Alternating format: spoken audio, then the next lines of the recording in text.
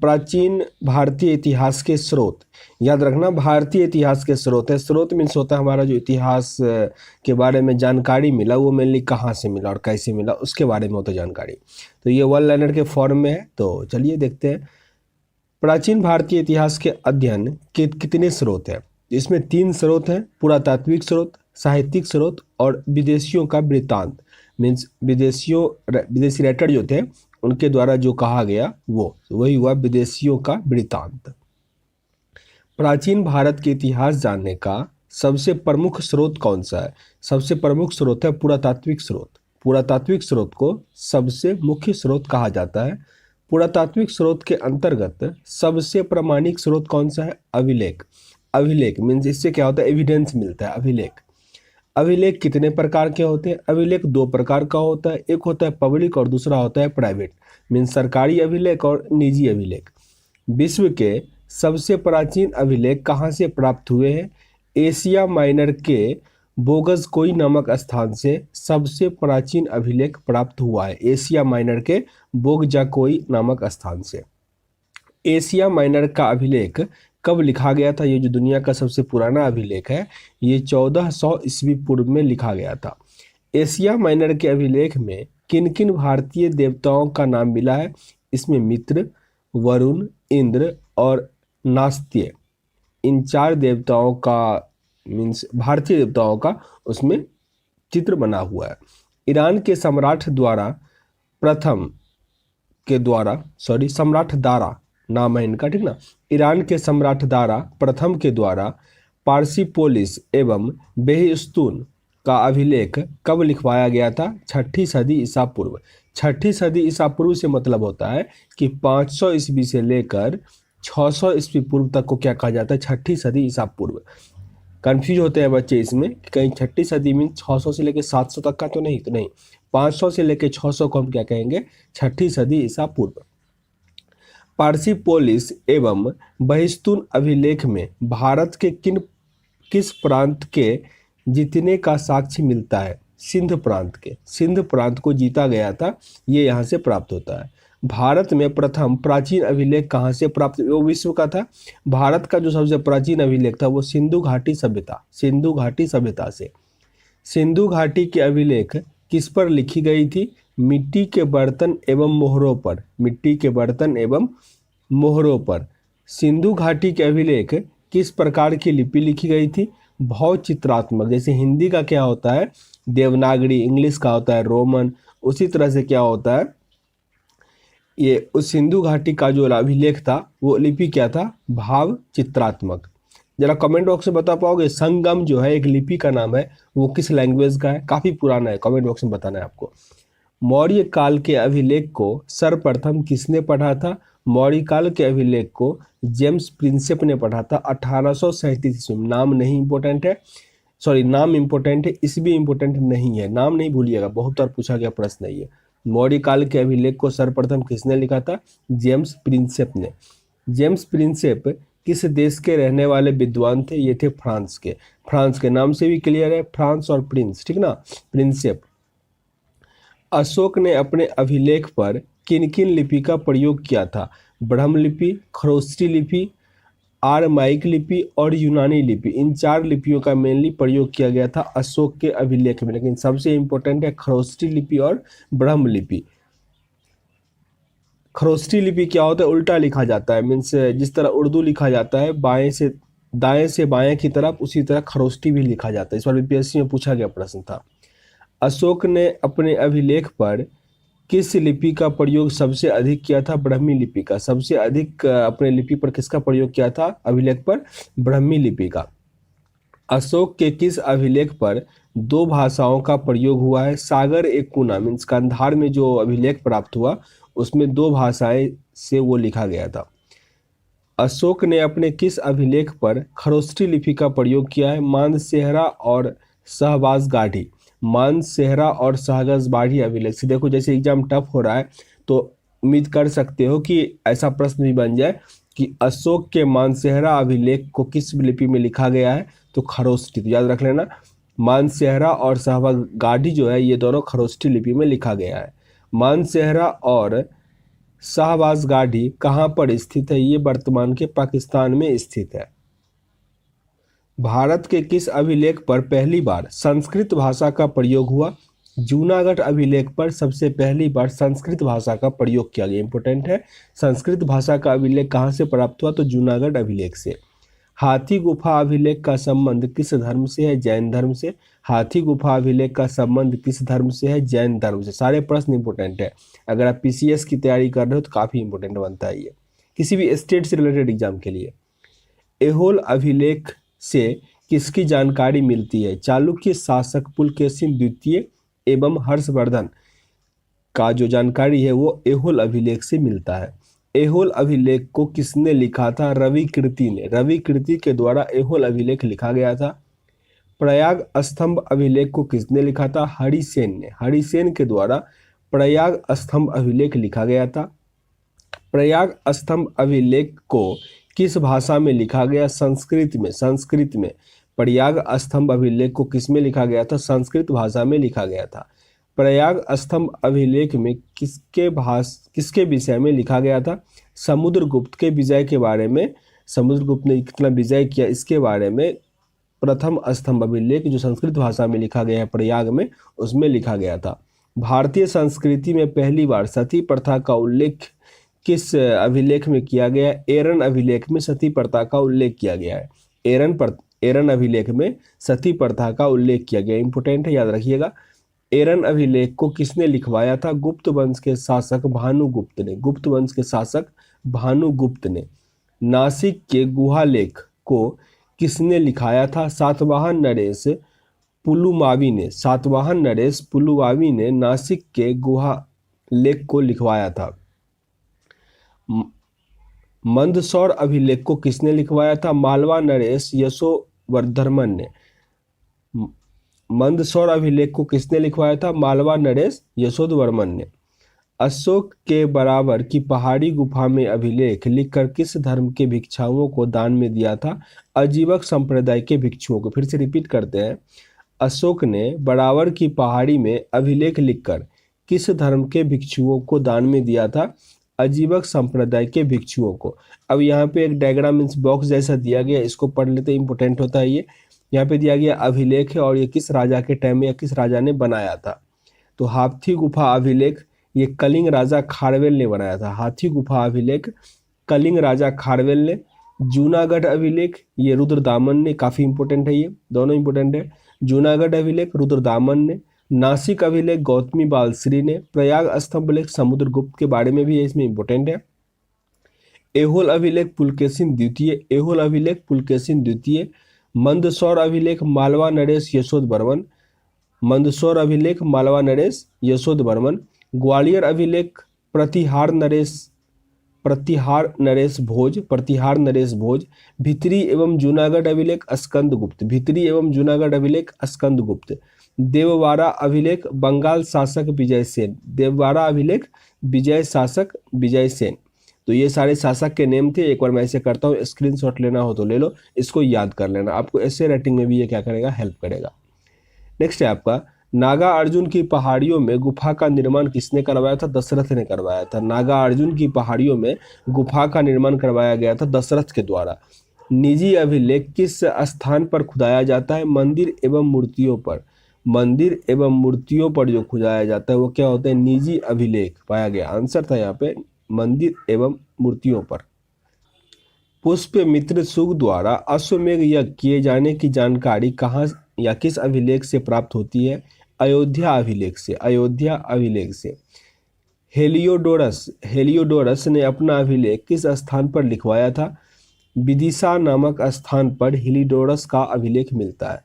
विदिशा अभिलेख के किस धर्म की जानकारी मिलती है? इसमें वैष्णव धर्म की। विदिशा अभिलेख में वैष्णव धर्म की जानकारी मिलती है। भारत में सिक्के के जन्मदाता किसे कहा जाता है? गौतम बुद्ध को। गौतम बुद्ध को भारत में सिक्के का जन्मदाता कहा जाता है। आहत सिक्के का प्रचलन कब शुरू हुआ था? 6ठी शताब्दी में। 6ठी शताब्दी में आहत सिक्के का प्रचलन शुरू हुआ था। भारत में सोने के सिक्के को सर्वप्रथम किसने जारी किया था? हिंद यूनानी ने। इंडो ग्रीक के एम्पायर ने शुरू किया था भारत में सोने का सिक्का। भारत के किस राजवंश के शासकों ने सबसे शुद्ध सोने के सिक्के जारी किए थे? कुषाण राजवंश। कुषाण राजवंश के द्वारा सबसे शुद्ध सोने का सिक्का जारी किया गया था, कुषाण राजवंश के द्वारा। भारत के किस राजवंश के शासकों ने सबसे अधिक सोने के सिक्के को जारी किया? गुप्त वंश के शासकों ने। इसीलिए शायद गुप्त वंश के शासक को मीन्स गुप्त पीरियड जो था वो स्वर्ण युग कहा जाता था, स्वर्ण युग, golden period of history. Bharat में सबसे ज्यादा सिक्के किस काल में जारी किए गए? मौर्योत्तर काल में। मौर्योत्तर काल में भारत में सर्वप्रथम शीशे सिक्के मीन शीशे का सिक्का जारी करने वाला वंश कौन था? सातवाहन राजवंश। ये इंपॉर्टेंट है, सिक्का जो था वो शीशे का बना हुआ था, किसके टाइम में? सातवाहन राजवंश में। भारत में प्रोटीन के सिक्के किस राजवंश में जारी किए गए? सातवाहन। सातवाहन। जरा कमेंट बॉक्स में बताना किसके टाइम में चांदी का सिक्का सबसे पहले जारी किया गया? इंपॉर्टेंट है, बताना। कुषाण वंश के शासक कनिष्क ने अपने सिक्के पर किसका चित्र अंकित करवाया था? तो कुषाण वंश के शासक ने महात्मा बुद्ध या गौतम बुद्ध का चित्र अपने सिक्के पर अंकित करवाया था। किसके सिक्के पर वीणा बजाते हुए चित्र अंकित था? समुद्रगुप्त। ये भी इंपॉर्टेंट है। समुद्रगुप्त को वीणा बजाने का बहुत शौक था और इसी के कारण सिक्के पर उन्होंने वीणा बजाते हुए चित्र अंकित किया था। किस मुस्लिम शासक ने अपने सिक्के पर लक्ष्मी का चित्र अंकित किया था? मोहम्मद गौरी ने। मोहम्मद गौरी ने अपने सिक्के पर लक्ष्मी का चित्र अंकित करवाया था। व्याघ्र शैली के सिक्के सर्वप्रथम किसने जारी किए थे? चंद्रगुप्त द्वितीय। चंद्रगुप्त द्वितीय विक्रमादित्य ने। व्याघ्र शैली के सिक्के सर्वप्रथम किसने जारी करवाया था? चंद्रगुप्त द्वितीय विक्रमादित्य ने। सिक्के के अध्ययन को किस नाम से जाना जाता है? उसको हम कहते हैं न्यूमिस्मेटिक। पुराने सिक्के का अध्ययन करना न्यूमिस्मेटिक। स्थापत्य के अंतर्गत किसका अध्ययन किया जाता है? स्थापत्य के अंतर्गत मीन्स आर्किटेक्चर के अंतर्गत हम क्या पढ़ते हैं? भवन, मंदिर, गुफा, स्तूप, विहार, चैत्य इत्यादि जहाँ भी कंस्ट्रक्शन है उसके बारे में मेनली पढ़ते हैं। भारत में मंदिरों का निर्माण कितनी शैलियों में की गई है? 3 शैली मुख्य है, द्रविड़ शैली, नागर शैली और वैशाली शैली। ये तीनों इंपॉर्टेंट है, आपके लिए याद रख लो इसको। द्रविड़ शैली, नागर शैली और वैशाली शैली, जिसमें 2 अधिक पाया जाता है, द्रविड़ शैली और नागर शैली।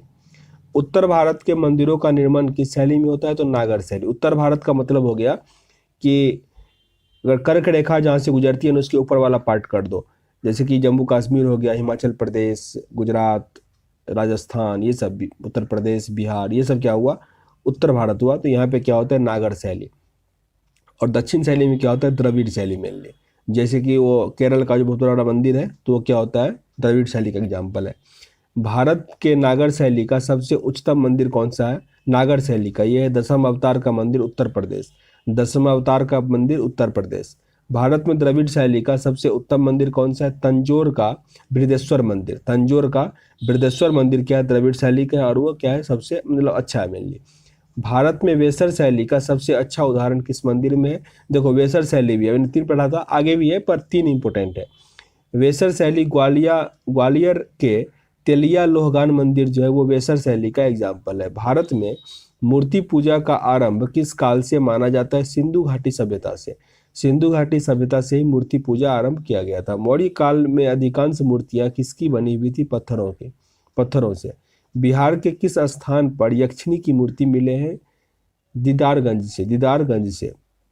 गंधार शैली की मूर्तियों पर किसका अधिक प्रभाव था? यूनानी कलाकारों का गंधार शैली की मूर्तियों पर अधिक प्रभाव था।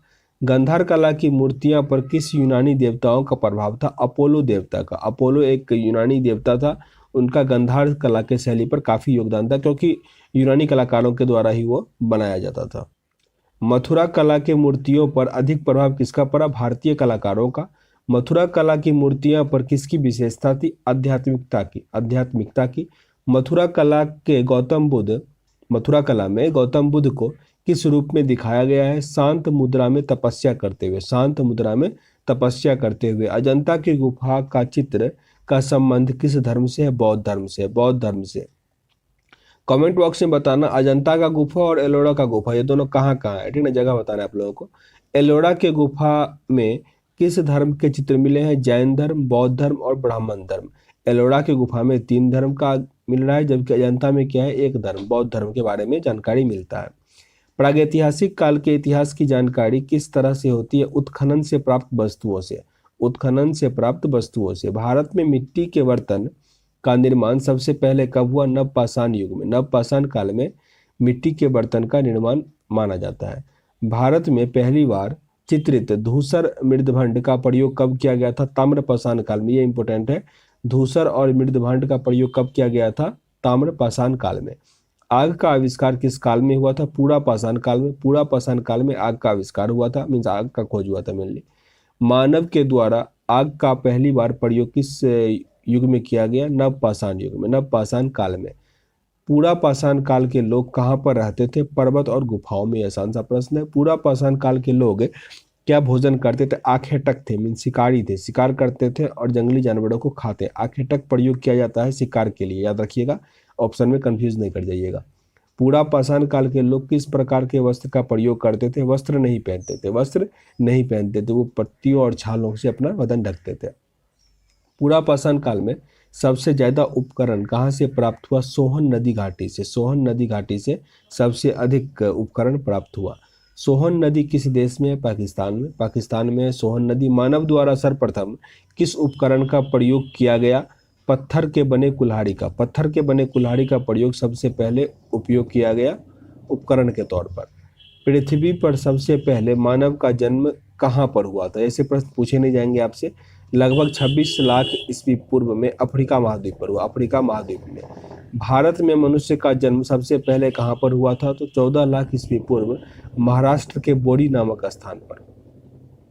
पृथ्वी, ये इंपॉर्टेंट है थोड़ा बहुत, क्योंकि अफ्रीका में जहाँ पे ये जगह हुआ था, मीन्स सबसे पहले माना जाता है कि मानव का उद्भव हुआ था, वो यहाँ पे न्यूज़ में है, क्योंकि वहाँ पे एक जगह पाया गया है, उसका जो पानी है वो इतना साल्टी है, इतना एसिडिक है कि वहाँ पे कोई भी लिविंग ऑर्गेनिज्म, मीन्स यहाँ तक कि जो विषाणु उषाणु जो भी है वो भी वहाँ पे एग्जिस्ट नहीं कर सकता है। तो अभी वहाँ पे सर मीन्स और चल रहा है एक्सपेरिमेंट, तो इसीलिए वो न्यूज़ में है थोड़ा। तो ये प्रश्न हो सकता है कि थोड़ा इंपॉर्टेंट बन जाए। पृथ्वी पर सबसे पहले किस मानव का जन्म हुआ है? उसे किस नाम से जाना जाता है? होमोनिड्स। होमोनिड्स कहा जाता है जो सबसे पहले धरती पे जन्म लिए मानव। मध्य पाषाण काल का काल निर्धारण कब से कब तक हुआ? 9000 ईस्वी पूर्व से 7000 ईस्वी पूर्व तक। मध्य पाषाण काल के लोग कहाँ पर रहते थे? पेड़ के ऊपर मचान बनाकर रहते थे। मध्य पाषाण काल के मनुष्यों का मुख्य भोजन क्या था? शिकार, कंदमूल और फल। शिकार करना, कंदमूल और फल खाना। मध्य पाषाण में जानवर को पालने के लिए प्रथम साक्ष्य कहाँ से मिलता है? राजस्थान राज्य के बोगरा नामक स्थान पे ये पता चला कि लोग पहले जानवर भी पालते थे। मानव द्वारा सर्वप्रथम किस जानवर को पालतू बनाया गया? कुत्ता को। भारतीय इतिहास के अनुसार नवपाषाण काल का समय कब शुरू होता है? 7000 ईस्वी पूर्व से। 7000 ईस्वी पूर्व से नवपाषाण शुरू होता था।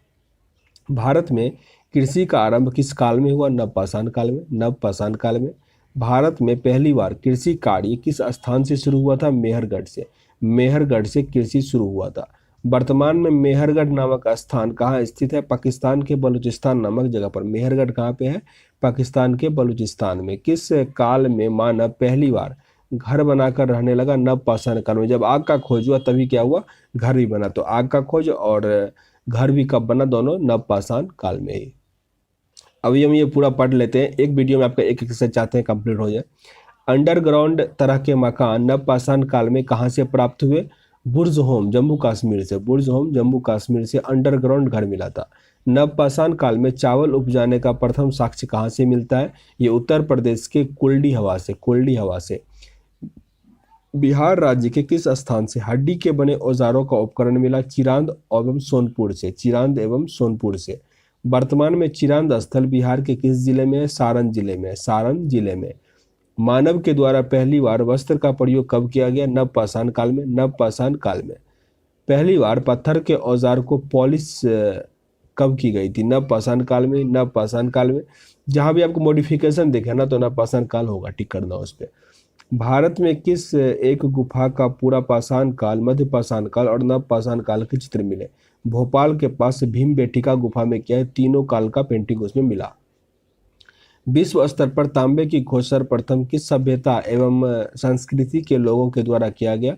सुमेरिया सभ्यता। सुमेरिया सभ्यता के लोगों ने सबसे पहले तांबा को खोजा। सुमेरिया सभ्यता के लोगों द्वारा तांबे की खोज कब की गई थी? 5000 ईस्वी पूर्व। 5000 ईस्वी पूर्व। भारत में पहली बार किस सभ्यता के लोगों ने लिपि भाषा का प्रयोग किया था? हड़प्पा के लोगों ने, हड़प्पा भाषा के लोगों ने, हड़प्पा सभ्यता के लोगों ने लिपि का प्रयोग किया था। भारत में बड़े बड़े गांव की स्थापना पहली बार कब की गई थी?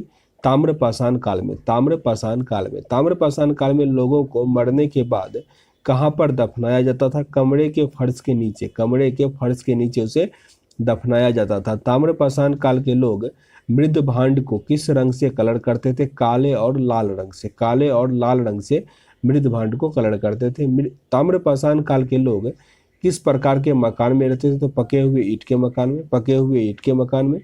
ताम्रपाषाण काल के लोग किस प्रकार का भोजन करते थे? तो शाकाहारी और मांसाहारी दोनों थे। मालवा, कायथा, एरन और त्रिपुत्री ताम्रपाषाण काल का संस्कृति के अवशेष कहाँ से प्राप्त हुए? तो मध्य प्रदेश से।